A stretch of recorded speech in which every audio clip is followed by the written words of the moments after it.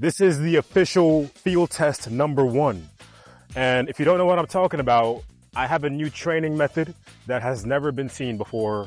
Something that might have been tried, something that people still try, but I think it's safe to say that I perfected it. It's called fobbing, and I named it myself. What fobbing is, as you can see here with what I'm doing, it's basically a functional oscillation band. I also say ballast instead of band because that's what it means to have something in the middle hanging down like that. So functional oscillation ballast or band. And then it also stands for something else as well. So functional output bass is what we're training for with the functional oscillation band. So really you can say FOB for fob. That's what we got going on here. This is a first prototype, by the way. It took me 5 months to get this together. I've had a lot of issues, a lot of problems, and ultimately, whoa. Okay, don't mind that. I just hooked it on. I hooked it onto a weird thing. I might have to rehook it. All right, so chilling. So I want y'all to actually watch how it's done though. So you are having a band and you're just swinging it. So you guys probably know the peel-off press exercise. What I'm doing right now is a variation that goes far beyond that because I'm having to resist each direction of force that's coming through. And even though there's only 10 pounds in the middle, what I'm resisting is far more than 10 pounds. It's multiplied by the velocity of what's moving. So if you could think velocity times mass, that equals the tension that I'm feeling left and right as it goes to its maximum displacement. You can also do other stuff. You can press like this. You can even turn at the side. Now you have to be very careful because you can lose balance. You can lose the line. You want it to stay horizontal, right? You can go to the other side. Gotta wait, throw it there, and then continue. Now you're probably wondering, why the fuck would you do this? The closest thing I can compare the results you'll get to when you're on a train and you're not holding on to anything, feels like the train's wobbling. That's quite literally what this trains. To a maximum degree though. Because really and truly, it's not just for the core, it's not just for balance.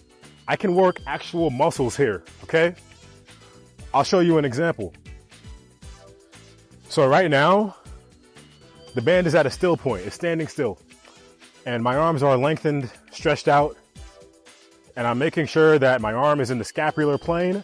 So 45 degrees out from my body. With that setup, you guessed it, I could do lateral raises. So watch. I'm going to raise up and then drop. And before the weight hits the ground, I'm going to raise up again with all my power. This is not going to be a 10-pound lateral raise. It's going to be like a 30 to 50-pound lateral raise because remember we mentioned the speed at which it drops. So I'll show you.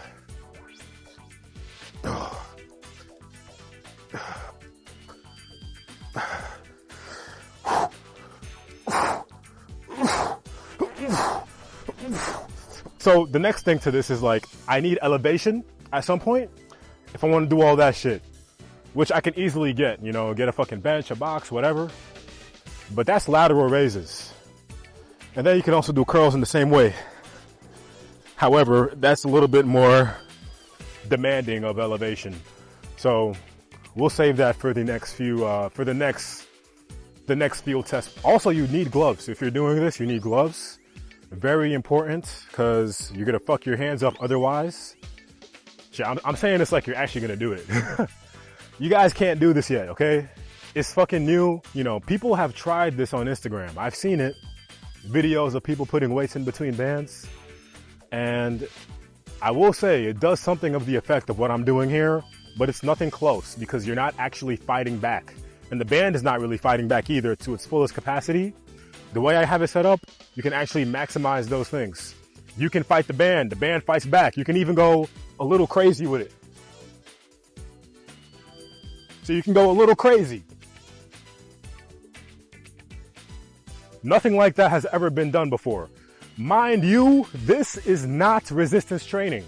It's also not cardio. It's something that I would call self-sustained oscillatory resistance training, or SSORS for short. Just think about what you can actually accomplish with this, you know? If not athletically, then the average person who's working, who needs to get in shape, who feels like they have pain, what can this do? Those are the questions I'm exploring. I'm gonna try this with my clients soon. The only thing though, guys, this prototype costs a lot to make, and I'm still trying to figure out how I can regress the formula so that it can be done for weaker people, you know? Because right now, this is a 10-pound weight on top of a 120-pound bandish, something like that.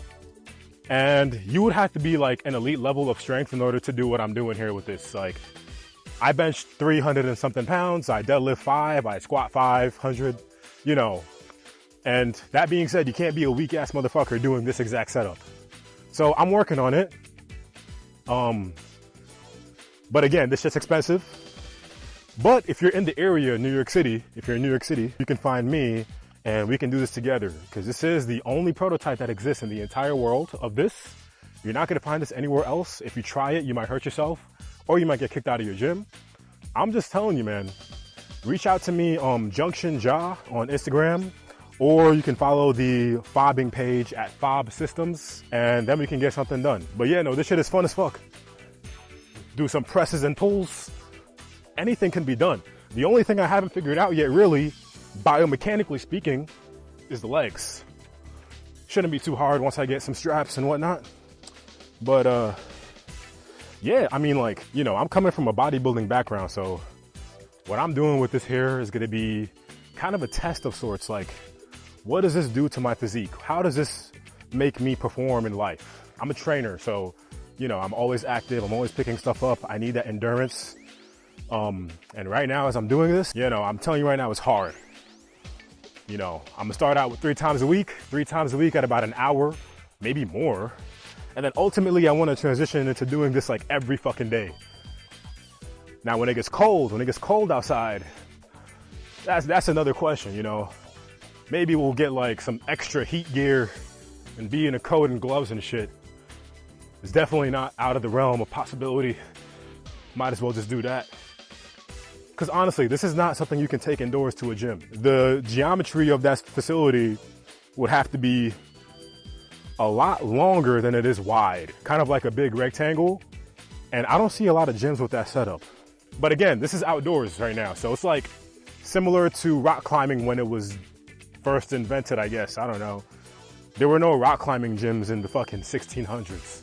But people did it. But yes, one more thing though about this. I'm actually refining this prototype for one simple reason that I have observed today. It's working at 90% right now, but I need 100. Besides that, we're chilling, we're good.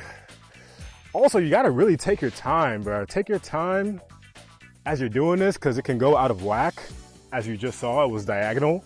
We don't really want that. Let me move back here. Let's say if you were doing this, you want instructions. Extend your hand out as if you're doing a cable chop. A cable chop is an exercise in the gym where you basically grab a cable by the handle, and then you twist with it, and then you come back. That's the cable chop. Now, when you're doing this, that's how you start. You start with the cable chop form. You walk back till the band is like kind of stretched out, not all the way. And the weight should be hanging. From there, I want you to get into an athletic stance and slowly sway your body, following the weight. Sway your body, following the weight. Your chest should be pointing to the weight right now. At some point, you're gonna stop and then reverse the action. I'll show you and I'll tell you when. Stop, reverse the action. See, now I'm going the opposite way after generating the force. You are the battery generating this stationary cardio machine. But it's not cardio.